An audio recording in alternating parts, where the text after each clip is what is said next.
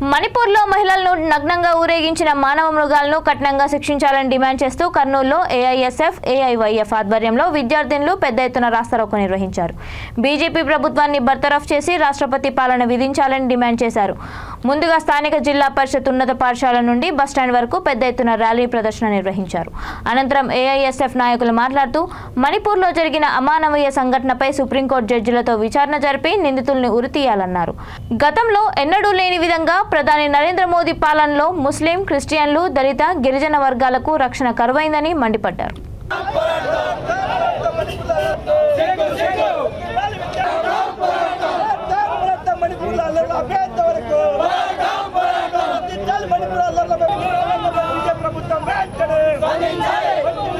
Brandy షాపుల్లో online payment brandy షాపుల్లో online payment చేస్తున్న జగన్మోహన్ రెడ్డి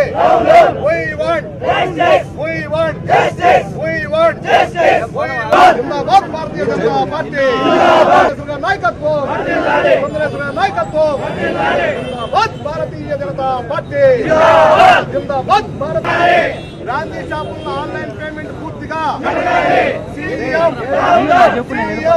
సమైక్య ఏఐఎస్ఎఫ్ అఖిల భారత యువజన సమైక్య ఏఐవైఎఫ్ రాష్ట్ర సమితిలో పిలుపులో భాగంగాన మరి గత ప్రభుత్వాలైనటువంటి మణిపూర్లో జరుగుతున్నటువంటి అల్లర్లకి వ్యతిరేకంగాను అదేవిధంగా మణిపూర్లో ఆడవారిని అర్ధనగ్నంగా చిత్రీకరించినటువంటి మరి ర్యాలీలో నిర్వహించినటువంటి వారిని కఠినంగా శిక్షించి వాళ్ళని ఉరిదీయాలనేటువంటి డిమాండ్లతోటి ఈరోజు రాష్ట్ర వ్యాప్తంగా కూడా అమ్మాయిలతోటి నిరసన ర్యాలీ నిర్వహించడం జరిగింది.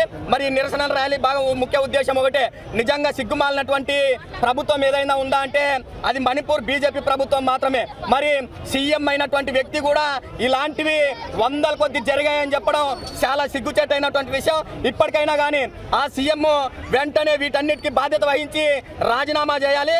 మరి వీటన్నిటిని ఇంతలా తీసుకొని వచ్చినటువంటి మతం, కులం విభజించనేటువంటి బీజేపీని కూడా దేశంలోన బ్యాన్ చేసి మణిపూర్లోన రాష్ట్రపతి పాలన విధించాలని చెప్పేసి మరి దీంతో పాటు ఎక్కడో అమెరికా కూడా ఈరోజు మణిపూర్ అల్లర్ల మీద స్పందిస్తే మన రాష్ట్రంలో నాయకులుగా ఉన్నప్పుడు దశల వారీగా మద్య నిషేధం చేస్తామని చెప్పారు.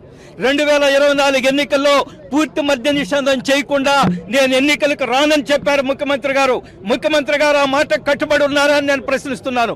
మిత్రులారా, నేను ఒక అపార్ట్మెంట్లో ఉంటున్నాను, 5th ఫ్లోర్లో ఉంటున్నాను. కూరగాయలు అమ్ముకున్న 5th ఫ్లోర్కి వస్తుంది.